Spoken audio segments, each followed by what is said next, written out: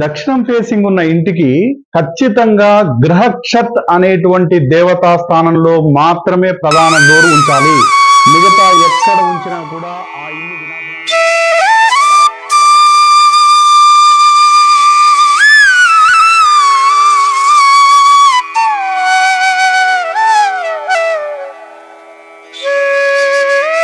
దక్షిణం ఫేసింగ్ ఉన్న ఇంటికి ఖచ్చితంగా గ్రహక్షత్ అనేటువంటి దేవతా స్థానంలో మాత్రమే ప్రధాన డోర్ ఉంచాలి. మిగతా ఎక్కడ ఉంచినా కూడా ఆ ఇల్లు వినాశనానికి దారి తీస్తుంది అని వాస్తుశాస్త్ర గ్రంథాలు చెబుతున్నాయి. దక్షిణం ఇల్లు అందరికీ కలిసి రాదు అని ఎందుకంటారంటే, దక్షిణంలో ప్రధానమైనటువంటి డోర్, మెయిన్ డోర్ ఇన్స్టాల్ చేయడానికి ఒకే ఒక్క స్థానం చెప్పబడింది. మిగతా ఎక్కడా కూడా మెయిన్ డోర్ ఇన్స్టాల్ చేయడానికి అవకాశం లేదు. ఆ పెట్టవలసింది కూడా గ్రహక్షత్ అనేటువంటి దేవతా స్థానంలో పెట్టాలి. అసలు ఈ దేవతా స్థానం ఏంటి, ఎలా నిర్ణయించాలి అనేది చూద్దాం. మనం వాస్తు నియమానుసారంగా అంటే సమరాంగన్ సూత్రధార్, విశ్వకర్మ ప్రకాష్, మహమత్, మానసార్, మనుష్యాలయ చంద్రిక ఇలాంటి క్లాసికల్ వాస్తు టెక్స్ట్ లో చెప్పింది ఏంటంటే, ఒక ఇల్లు, కర్మాగారం, షాపింగ్ కాంప్లెక్స్ ఏదైనా నిర్మాణం చేపట్టాలంటే ఏకాశీతి పదవాస్తు పద్ధతిలోనే ఇంటి నిర్మాణం చేయాలి అని చెప్పారు. ఏకాశీతి పదవాస్తు అంటే 10 అడ్డు గీతలు 10 నిలువు గీతలు గీయడం ద్వారా 10 అడ్డు గీతలు 10 నిలువు గీతలు గీయడం ద్వారా మొత్తం 9x9 పదాలు ఏర్పడతాయి. పదం అంటే ఈ ఒక బాక్స్, ఈ బాక్స్ నే పదం అంటారు. 81 పదాలు అంటే 10 లైన్లు అడ్డంగా 10 లైన్లు నిలువుగా గీస్తే మధ్యలో వచ్చేటువంటి బాక్సులు 9 బాక్సులు అడ్డంగా 9 బాక్సులు నిలువుగా అంటే మొత్తం 81 బాక్సులు ఏర్పడతాయి. ఈ 81 బాక్సుల్ని 45 దేవతా స్థానాలుగా విభజించుకోవాలి. సపోజ్ ఇది ఒక ఐడియల్ ప్లాట్ అనుకుంటే 0 degrees నార్త్ అంటే నార్త్ 0 డిగ్రీలకు కరెక్ట్ గా ఉంది. స్క్వేర్ ప్లాట్ 45 అడుగుల వెడల్పు 45 అడుగుల పొడవు ఉందనుకుందాం, ఒక ఐడియల్ ప్లాట్ ఇది. ఈ ప్లాట్ లో మనం 81 పదాలను 45 దేవతా స్థానాలుగా విభజిస్తే ఆ దేవతా స్థానాలు ఎట్లున్నాయంటే బ్రహ్మ, ఆర్యమ, వివస్వాన్, మిత్ర, భూధర్, ఆప్, అపవత్స్, సవిత, సవిత్ర, ఇంద్ర, ఇంద్రజయ్, రుద్ర, రుద్రజయ్, శిఖి, పర్జన్య, జయంత, ఇంద్ర, సూర్య, సత్య, బ్రీష్, అంతరిక్ష, అగ్ని, పూష, వితత్, గ్రహక్షత్, యమ, గంధర్వ, భృంగరాజ్, మిగ, పితృ, దువ్వారిక్, సుగ్రీవ్, పుష్పదంత్, వరుణ్, అసుర్, సోష్, రోగ్, మారుత్, నాగ్, ముఖ్య, బల్లాట్, సోమ, సర్ప్, దితి, అతిథి, శిఖి. ఇవి 45 దేవతా స్థానాలు. వీటి ఆధారంగా మనం ఏ దేవతా స్థానాన్ని ఎందుకోసం వాడుకోవాలి అంటే, ఒక బెడ్రూమా, ఒక టాయిలెటా, లేకపోతే ఒక పూజ గదా, ఒక స్టడీ రూమా, కిచెనా, ఏ పదాన్ని ఏ దేవతా స్థానాన్ని ఎందుకోసం ఉపయోగించుకోవాలి అని వాస్తుశాస్త్ర గ్రంథాలు క్లియర్ గా చెబుతున్నాయి. అందులో మనం ఇప్పుడు మాట్లాడుకునేది అగ్ని, పూష, వితత్, గ్రహక్షత్. గ్రహక్షత్ అనేటువంటి ఈ పదం గురించి మాట్లాడుతున్నాం. దక్షిణం వీధి ఉన్నటువంటి, దక్షిణ ముఖంగా ఉన్నటువంటి ప్లేస్ కి మెయిన్ ఎంట్రన్స్ కానీ మెయిన్ గేట్ కానీ ఇన్స్టాల్ ఇక్కడ మాత్రమే చేయాలి.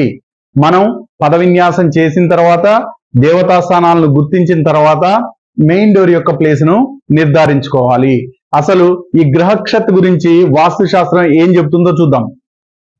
వాస్తుశాస్త్రం ప్రకారం గ్రహక్షత్ని చంద్రుడి యొక్క కుమారుడుగా చెప్పబడింది.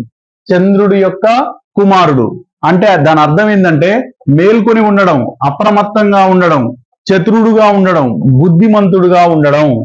వాస్తుశాస్త్ర నిఘంటువు చెప్పినటువంటి అర్థం ప్రకారం గ్రహక్షత్ అంటే చతురుడుగా ఉండడం, బుద్ధిమంతుడుగా ఉండడం, వేకువతో ఉండడం, మెలకువగా ఉండడం, అప్రమత్తంగా ఉండడం, ఇవన్నీ లక్షణాలు చెప్పబడింది. ఆ లక్షణాలే ఆ దేవతా స్థానం యొక్క అర్థంగా మనం తీసుకోవాలి. చూడండి నెక్స్ట్, ఇక్కడ పాజిటివ్ అయితే గ్రహక్షత్ అనేటువంటి దేవతా స్థానం పాజిటివ్ గా ఉన్నట్టయితే ఎలా ఉంటుందంట, జాగరూకతతో ఉంటాడు, అలర్ట్ గా జాగరూకతతో ఉంటాడు. నెక్స్ట్ ఎట్లుంటాడంట, ఆరోగ్యంగా ఉంటాడు, దీర్ఘాయువుగా ఉంటాడు. అలర్ట్ గా ఉంటాడు, ఆరోగ్యంగా ఉంటాడు, దీర్ఘాయువుగా ఉంటాడు. ఎప్పుడు గ్రహక్షత్ అనేటువంటి దేవతా స్థానం పాజిటివ్లీ ఛార్జ్ అయినప్పుడు.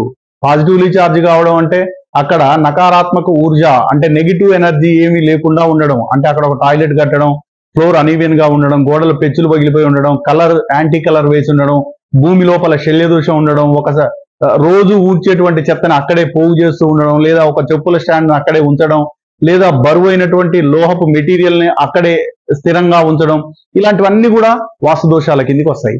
ఇలాంటి వాస్తు దోషాలు ఏవీ లేకపోతే ఆ వ్యక్తి, ఆ ఇంటి యజమాని ఉత్సాహవంతుడుగా ఉంటాడు, అలర్ట్ గా ఉంటాడు, బుద్ధిమంతుడుగా ఉంటాడు. నెక్స్ట్, ఎలాంటి పరిస్థితినైనా సమర్థవంతంగా ఎదుర్కోగలుగుతాడు, ఎలాంటి టఫ్ సిచ్యువేషన్ అయినా కూడా పవర్ఫుల్ గా ఫేస్ చేయగలుగుతాడు.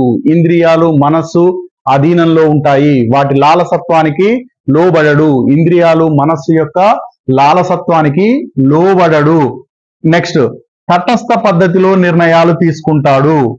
తటస్థ పద్ధతిలో నిర్ణయాలు తీసుకుంటాడు. బుధుడికి మరొక అర్థం కూడా చెప్పడం జరిగింది. తెలివైన వాడు, పండితుడు, గురువు, మేధావి, నిష్ణాతుడు. అంటే గ్రహక్షత అనేటువంటి పదం పాజిటివ్లీ చార్జ్ అయితే ఇన్ని మంచి క్వాలిటీస్ ఆ ఇంట్లో పెంపొందుతాయి. నెక్స్ట్, లక్ష్య సాధనకు అవసరమైనటువంటి క్షమత. ఒక టార్గెట్ ఏర్పాటు చేసుకునేటప్పుడు దాన్ని రీచ్ కావడానికి అవసరమైనటువంటి ఎనర్జీ తనలో సహజ సిద్ధంగానే ఉంటుంది. అది పాజిటివ్లీ చార్జ్ అయినప్పుడే గ్రహక్షత అనే స్థానం యాక్టివేషన్ లోకి వస్తుంది. నెక్స్ట్, విపత్తుని ఎదుర్కోగలుగుతాడు. చెప్పా కదా, ఇక్కడ మెయిన్ డోర్ ని ఏర్పాటు చేసుకోవాలి.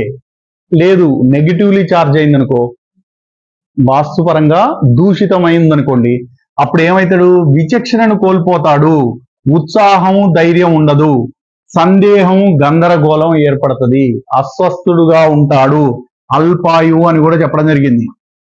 అల్పాయువు అంటే ఎక్కువ కాలం బతకడు, పని చేయాలనే భావం ఉండదు, పని చేయాలనేటువంటి భావం ఉండదు. ఇది ఎందుకు వాడాలంటే సౌత్ ఫేసింగ్ ఇంటికి మెయిన్ డోర్ గా వాడుకోవాలి. మెయిన్ డోర్ ఇన్స్టాల్ చేయడానికి ఈ ప్రాంతాన్ని వాడుకోవాలి. లేదా ఈస్ట్, వెస్ట్, నార్త్ ఫేసింగ్ ఇల్లు ఉంటే వాటికి బెడ్రూమ్ ని వాడుకోవచ్చు. ఆ ప్రాంతంలో ఇల్లు లేదా కర్మాగారం యొక్క మెయిన్ పర్సన్ కూర్చోవడానికి వినియోగించుకుంటే చాలా అద్భుతమైన ఫలితాలు వస్తాయని వాస్తుశాస్త్రం చెబుతోంది. దక్షిణ ఫేసింగ్ ఇల్లు అందరికీ ఎందుకు కలిసి రాదంటే, గృహక్షత్ పదాన్ని విడిచిపెట్టి మిగతా ఎక్కడో ఒక చోట మెయిన్ డోరు లేదా మెయిన్ రూట్ ఇన్స్టాల్ చేయడం వల్ల వచ్చేటువంటి విపరీత పరిణామాలే దక్షిణ ద్వారం ఉన్నటువంటి వారు నష్టాలు, కష్టాల పాలు కావడానికి కారణం.